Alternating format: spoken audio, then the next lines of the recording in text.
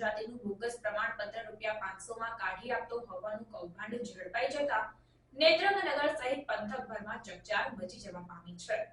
જેના પગલે તંત્રની કોઈ પણ જાતની મંજૂરી કે પરવાનગી વગર કોમ્પ્યુટર તેમજ લેપટોપ લઈને સરકારી કામકાજોને લગતા કામોની હાટડીઓ ખોલીને બેઠેલા લોકોમાં ફફડાટ ફેલાઈ જવા પામ્યો છે। ઝઘડિયા ખાતે આવેલ મામલતદાર કચેરી ખાતે જનસેવા કેન્દ્રમાં ફરજ બજાવતા નાયબ મામલતદાર મંગાભાઈ શિવાભાઈ વસાવાએ ઝઘડિયા પોલીસ સ્ટેશનમાં નોંધાવેલ ફરિયાદ મુજબ તારીખ 23 મેના રોજ 12 વાગ્યાની આસપાસ તાલુકાના ધોલીગામ ખાતે રહેતા જાતરિયાભાઈ દલસુખભાઈ વસાવાએ પોતાની દીકરી રાધિકા નાવનું અનુસૂચિત જનજાતિ પ્રમાણપત્ર મેળવવા માટે નમૂના મુજબની અરજી ફોર્મ ભરી બિડાણ કરેલ કાગળો, બોનોફાઇડ સર્ટી, રાધિકાનો આધાર કાર્ડ, જાતરિયાભાઈનો આધાર કાર્ડની નકલ, સ્કૂલ લિવિંગ સર્ટીની નકલ, અનુસૂચિત જનજાતિના પ્રમાણપત્રની નકલ, પેઢીનામું, રેશન કાર્ડની નકલ, સોગંદનામું અરજી સાથે રજૂ કર્યું હતું। જે અરજી જે તે નંબરની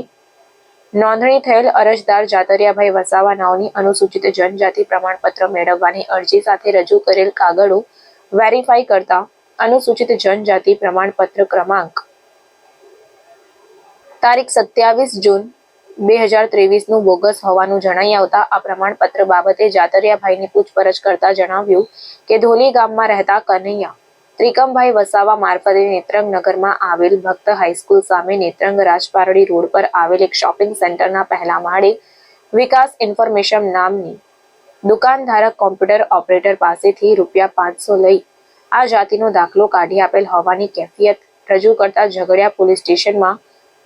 સંલગ્ન કલમો મુજબ આરોપી જાતરિયા દલસુખભાઈ વસાવા, કનૈયા ત્રિકમભાઈ વસાવા, જે બંને રહેવાસી ધોલી, તાલુકો ઝઘડિયા, અને વિકાસ ઇન્ફોર્મેશનનો સંચાલક વિકાસ વસાવા, જે રહેવાસી ચોકી, તાલુકો ઝઘડિયા, ત્રણેય વિરુદ્ધ ગુનો નોંધતા પીઆઈ રાજેન્દ્રસિંહ વાડા વધુ તપાસ ચલાવી રહ્યા છે।